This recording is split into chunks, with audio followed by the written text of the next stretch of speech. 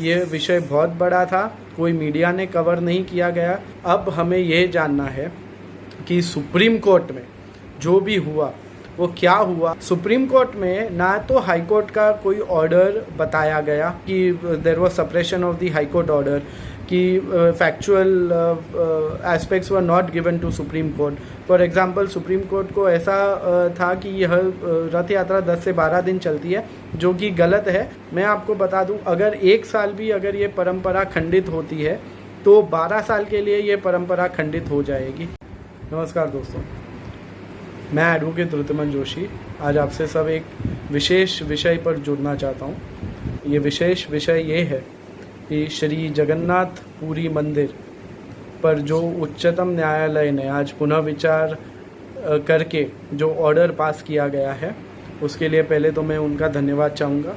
और जो लोग आज ये सोच में है कि क्या ये ज़रूरी था, श्री जगन्नाथ पुरी कौन है, रथ यात्रा की प्रथा क्या है, तो ये मैं आपको एक संक्षेप में बताना चाहूँगा, ध्यान से सुनिए। श्री जगन्नाथ पुरी ये कोई अवतारी भगवान नहीं है, मगर स्कंद पुराण के अनुसार ये खुद भगवान है। इन्हें दारू ब्रह्म कहा जाता है। इनकी मूर्ति लकड़े से बनाई जाती है। हर 12 साल के बाद 13वें साल पर इनकी नई मूर्ति बनाई जाती है। अब हमें यह जानना है कि सुप्रीम कोर्ट में जो भी हुआ वो क्या हुआ, ये कोरोना महामारी क्या है, और सब लोग के मन में जो शंका है कि क्या इतने सारे लोग आएंगे तो कोरोना फैल जाएगा क्या, तो मैं आपको 1-2 मिनट में समझा दूं कि रथ यात्रा के पहले एक विधि होती है स्नान पूर्णिमा करके। स्नान पूर्णिमा पर आम तौर से जगन्नाथपुरी में 1.5 से 2 लाख लोग जुड़ते हैं।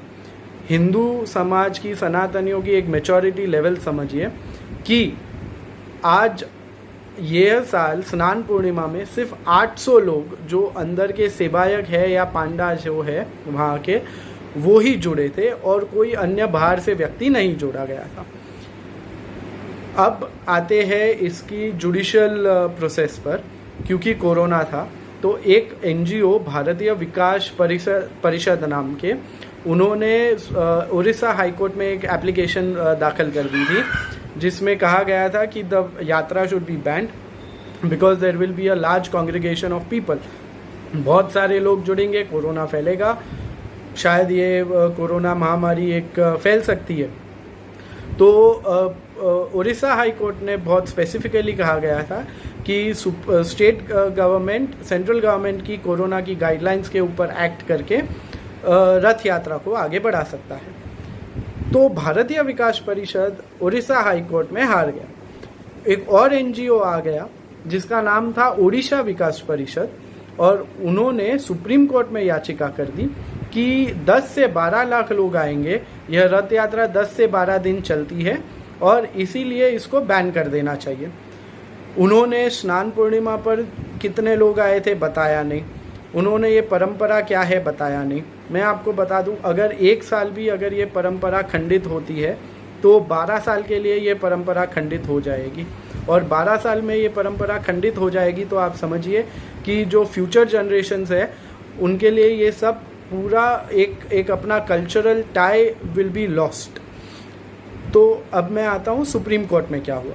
सुप्रीम कोर्ट में ना तो हाई कोर्ट का कोई ऑर्डर बताया गया, और न बताने पर सुप्रीम कोर्ट ने 18 जून को एक ब्लैंकेट स्टे दे दिया कि कोई भी रथ यात्रा नहीं होगी और उससे जुड़े कोई भी रिचुअल नहीं होंगे।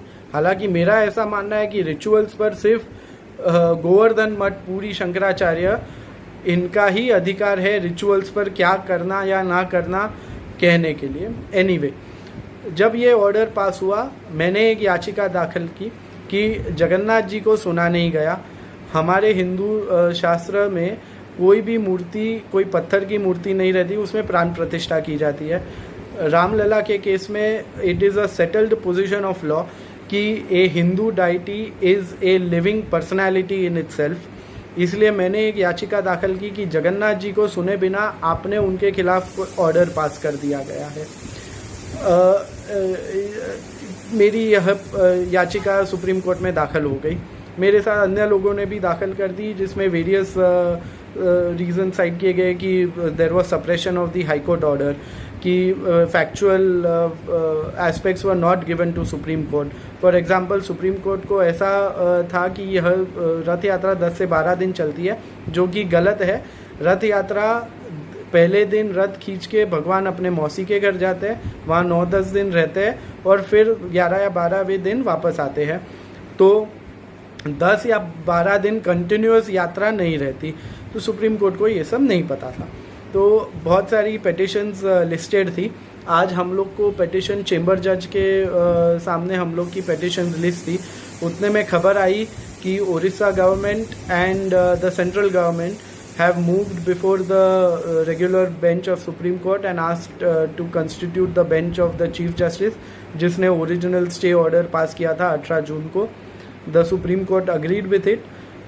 करीब 1:30 बजे बेंच कॉन्स्टिट्यूट हुई और 3:30 बजे हियरिंग स्टार्ट हुई। 2:30 या 3:30 बजे हियरिंग स्टार्ट हो गई। हियरिंग स्टार्ट होने के बाद सुप्रीम कोर्ट ने पुनः विचार किया और पुनः विचार के करने के बाद उन्होंने ये कहा है कि the state government shell ensure कि ह्यूमन सेफ्टी को रख के रथ यात्रा की जाए।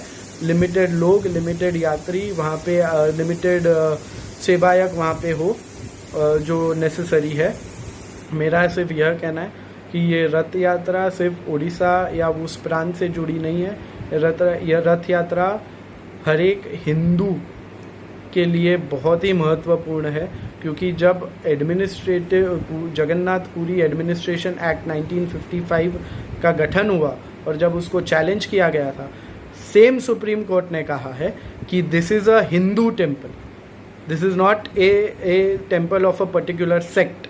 और हिंदू टेम्पल होने के नाते टेम्पल एडमिनिस्ट्रेशन को टेक ओवर किया गया और टेम्पल एडमिनिस्ट्रेशन को टेक ओवर करने के बाद टेम्पल के मैनेजमेंट, फंड, सब कुछ एक्ट के हिसाब से कमेटी के पास गया। कमेटी को जो सुप्रीम कोर्ट ने रिस्पोंडेंट बनाया था, that committee does not have the power to represent lord Jagannath. The committee has the power only to do puja and नीतिज of lord Jagannath under section 15।